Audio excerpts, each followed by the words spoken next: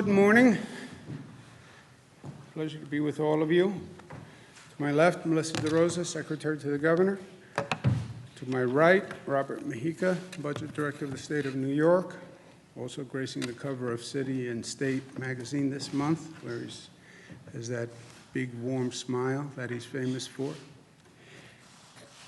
Today is day 95 of the situation dealing with the coronavirus pandemic, and it is day 10 of the situation dealing with the civil unrest after the murder of Mr. Floyd that we all saw on TV. The president held up the Bible the other day in Washington, D.C. Here in New York, we actually read the Bible, and there are some passages that I think are especially appropriate for today and this time of where we are. Blessed are the peacemakers, for they will be called children of God. Matthew 5. If a house be divided against itself, that house cannot stand. That was Mark 3, actually before Abraham Lincoln. Turn away from evil and do good. Search for peace and work to maintain it. Psalms 34. The seed whose fruit is righteousness is sown in peace by those who make peace.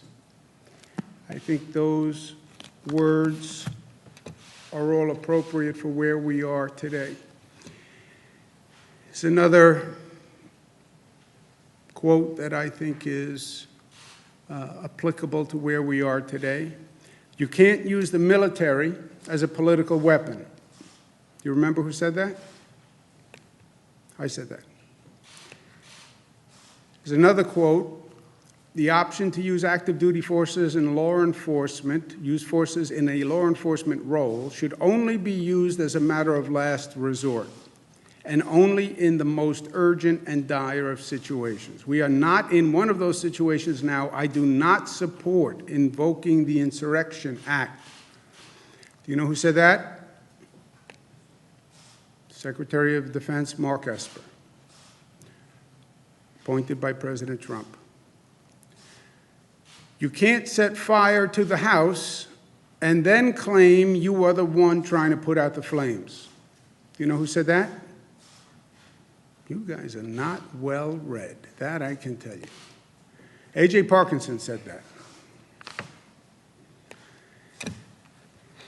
Last night we had continued protests across the state, but there are two very different situations that are going on, and we have to keep them separate, and we have to address them as separate situations because they are night and day. One is protesting, and the other is looting.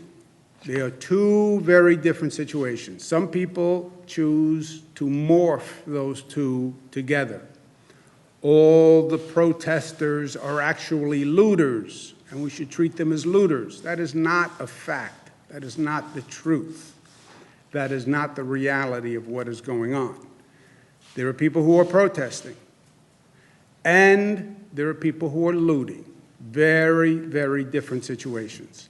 The protesting is righteous indignation over Mr. Floyd's murder and systemic racism and injustice.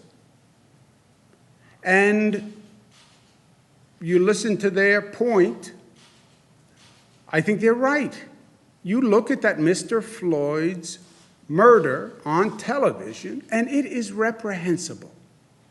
There is no police officer in this nation that would defend that.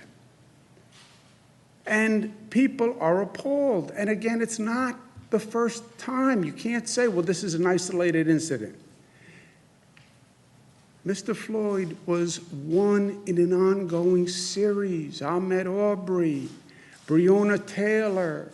You can go back to Rodney King. You can go back to Martin Luther King. There are dozens and dozens of the same case.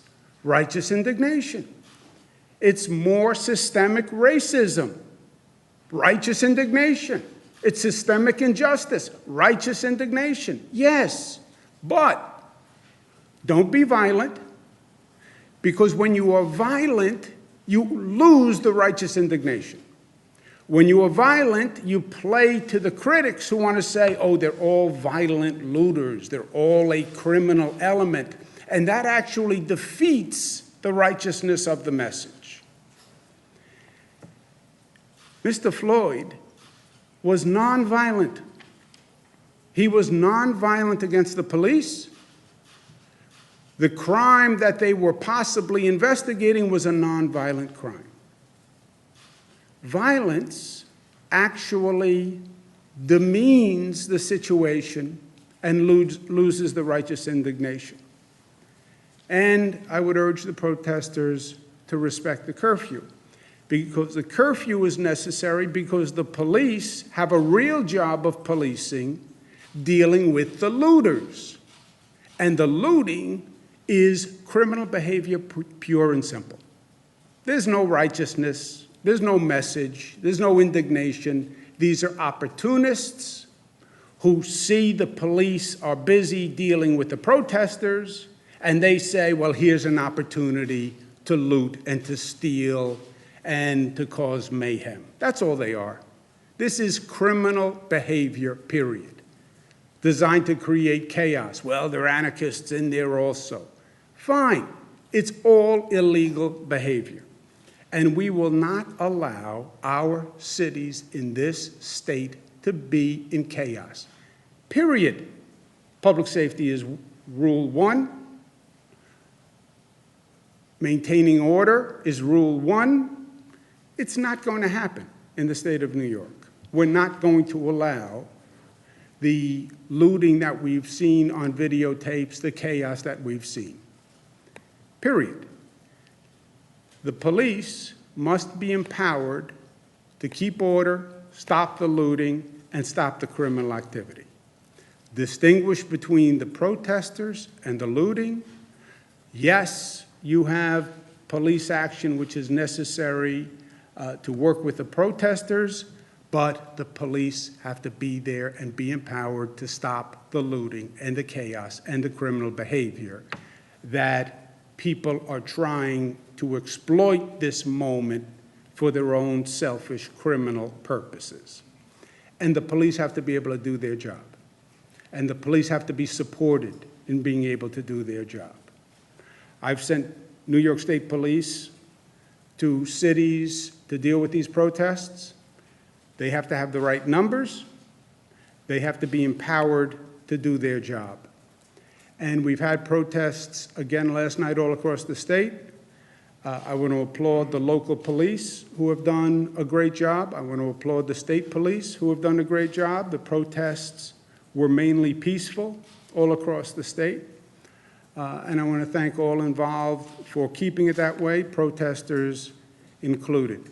New York City last night was much better. The protesters were mainly peaceful. The police officer had the resources and the capacity to do their jobs, and the results last night were much, much different than the night before, and that's what it's all about. And I think the people in New York City should feel much better today than they did after the night of looting. These are perilous times. There's a lot going on, and we have to understand what's going on and the difference among the issues that we're dealing with. You have the COVID crisis. You have the murder of Mr. Floyd, two very different situations, but both critical in and of themselves and both happening at the same time. It's then wrapped in an environment and a dynamic that is racially charged and politically charged.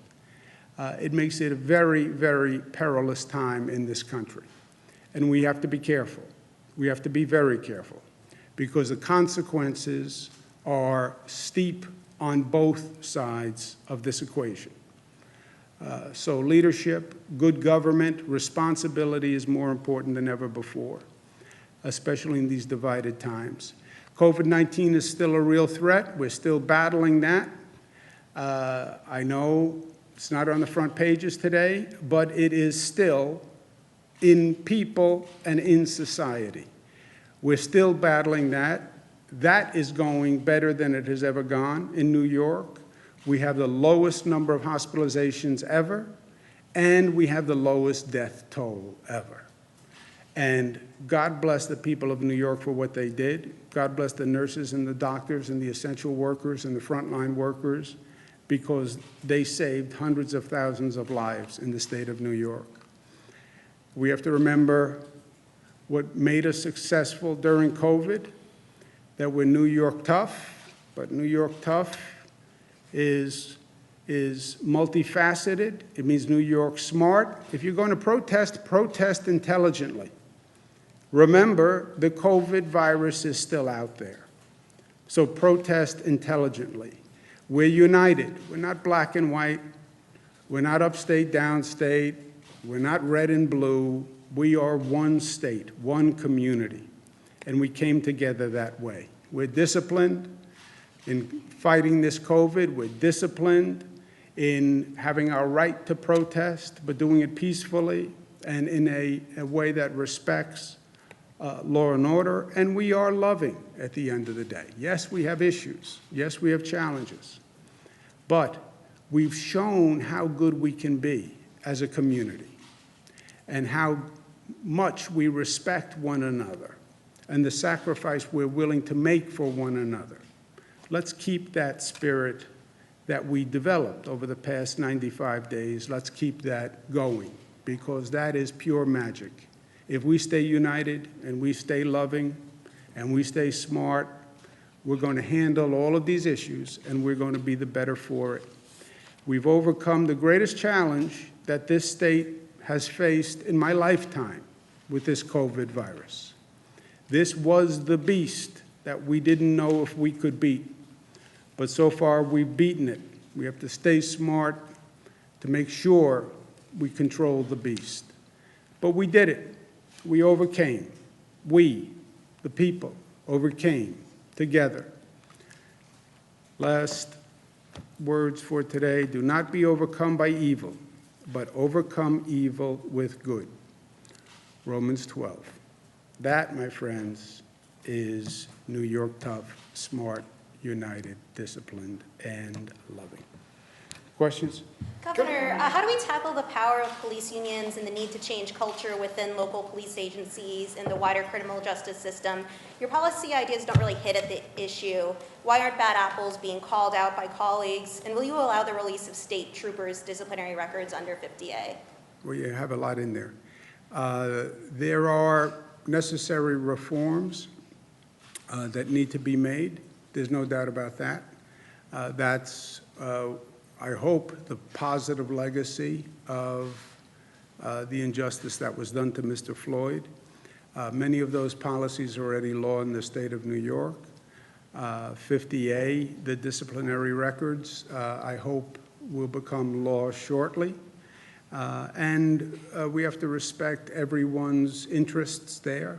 And I look forward to doing that. And I think the legislature is prepared to do it. And I think they're going to be coming back in the next couple of weeks to have those conversations. And what about the culture change in the power of police unions specifically? It's something the mayor has talked about, sort of trying to change the culture. How do you know, as governor, what's your role in sort of trying to get local agencies to start thinking about this idea? Yeah, I don't know what the mayor was referring to, so let me find out what he said, and then I'll comment if appropriate. Governor, you brought a Bible to the dais today. That's an obvious reference to what the president did on Monday. What do you make? I said it was. Yeah, no, absolutely. Yeah, that's why it was obvious, because I said it. I got it. What do you make? You're saying even if I didn't say it, you would have figured it out. Absolutely. Well, of course. What do you make of the president's recent attacks on New York? What do you think he's trying to do there? Is he trying to rile his base? Is he trying to make legitimate criticisms about your stewardship of the state as well as the city? Well, far be it for me to psychoanalyze the President of the United States. I have a law degree. I have no medical degree, as I've told you, and I have no degree in psychoanalysis.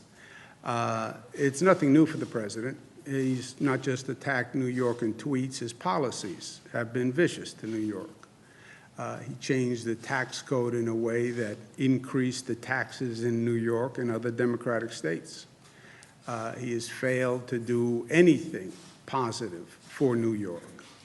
He's gone out of his way to be negative to New York. Now, why? You know, is it politics? Who knows? That's for someone else to answer. But the negativity, forget the tweets. You know, who cares about the tweets? It's what he's done to the people of the state that bothers me. What he did with SALT, refusing to fund urgent transportation projects that hurt the entire Northeast, like the Hudson Tunnels, stopping the 2nd Avenue subway. I mean, all these egregious acts, kicking us out of the Trusted Traveler program with the DHS, Department of Homeland Security, just this punitive policy because they don't like that we won't give them the driver's licenses for undocumented people. So they punish us with the Trusted Traveler program. I mean, there's a whole, from day one in his administration, you have seen negative, hostile government acts. And then, by the way, the most recent refusal to fund state governments, which is negative to New York, but it's also negative all across the board. But you did praise some of his Corona action. Right? Yes, there have been good things, helping us with Javits and with the Army Corps of Engineers and the additional beds. That was very helpful. And look, I said from day one, I'm not playing politics with the president. When he does the right thing by New York, I say he did the right thing by New York. Well, Democrats don't like me to say that. It's the truth. When he does a bad thing for New York, I say he did a bad thing. And it's good and it's bad. I think I was in the White House last week. We had a meeting. But have you spoken to him this week at all? No. Governor, I'm sorry. Duty troops from Fort Jerome were sent to D.C. to help out law enforcement there. Do you have a comment on that, and how do you feel about that? Well, yeah, I don't think you should use active military for political purposes. I don't believe it's constitutional. And now you have his Secretary of Defense saying that they shouldn't be used. Now, how can the Secretary of Defense say that and then do it? That's another question. If you don't believe it's right, when you pull up Secretary Esper's quote again there, please. If you don't believe it's right, why did you do it? You can't do it and then say, I think it's wrong. So you just admitted that you did something that was wrong? Well, look at his quote. The option to use active duty forces in a law enforcement role should only be used as a matter of last resort and only in the most urgent and dire circumstances. We are not in one of those situations now. I do not support invoking the Insurrection Act. Then how did you do it, Mr. Secretary? Question for him, not for me. Jimmy? Governor, you know, that's clear about active duty military, but can you talk a little bit more about the National Guard? How close was Well, the what state were to- they, in the question was about active military in Watertown, right, Fort Drum? Yeah, That was the question. Different question. Okay. So how close did you come to activating the National Guard for New York City? Did you ever suggest to city officials that you thought the National Guard should be on standby? And just shed a little bit more light on that and when you think it would be appropriate to do that, especially given your statements now about using active duty military personnel. Oh, National Guard are different than active military personnel for political purposes. National Guard, we deploy for public purposes. We deploy them to help with the COVID virus. We deploy them for storm emergencies. If they were deployed for New York City, that's not a political purpose. That's to help the police function in New York City. So those are not political purposes. But we did not send the National Guard in New York City. I said yesterday that there was a terrible night of looting. I was prepared to send the National Guard to help to provide the resources if the city needed them. But I said, I don't believe The NYPD needs the National Guard. They're the largest police force in the United States of America. They're like 38,000 people. So I don't believe they needed the National Guard. I believe there was an issue of management and deployment of the NYPD. You know, you have to remember the NYPD, first on a personal level, I grew up in Queens. You know, I grew up with the NYPD. You know, my neighborhood, a lot of my friends became police officers in New York City. It's the best, a little New York arrogance, but I believe it's the best police department in the country. And we know the police officers can handle these situations because they have, right? We've gone through the Sean Bell situation. We've gone through the aftermath of Amadou Diallo, aftermath of Abner Louima. We went through Crown Heights, the Gavin Cato death. And then we went through the aftermath of Crown Heights. There was a whole report done on Crown Heights that studied what happened. It was like 4 or 5 days of riot. So we've done this. You know, this has been there, done that for the police. The police officers know how to do it. These are the best. Now, a police officer needs support. They need the right deployment. They need to be empowered. They need the capacity to do their job. They have to know that they're backed up.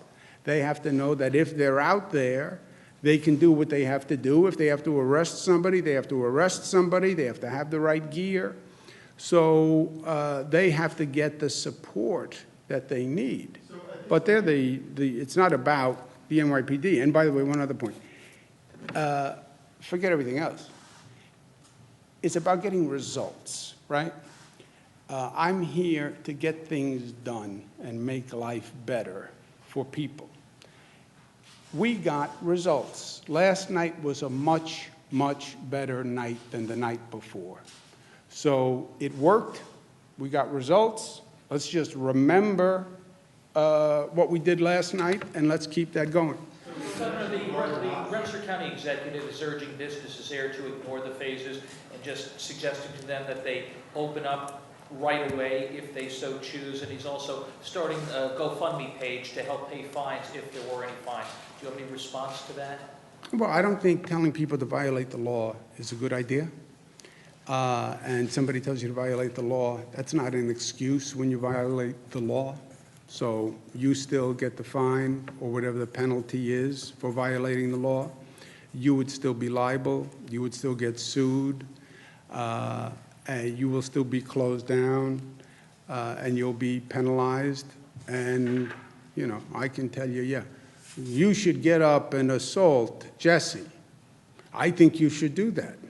Yeah, but you go to jail. Let's take one more. This morning on one of the radio shows, or one of the shows downstate, Chief Monahan of the NYPD said that you called him to apologize for your remarks yesterday in regards to the NYPD. Just wondering what that conversation was like when you spoke with the chief, and again, how did you come to that conclusion? Yeah, I make it very simple.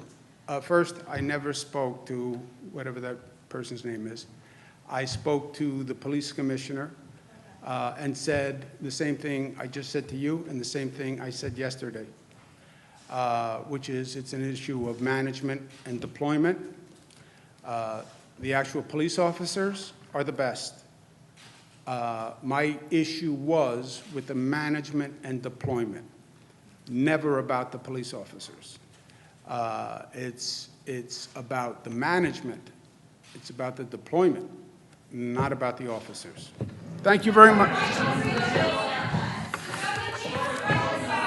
I'm taking my Bible and I'm going back to work. Read the Bible. Read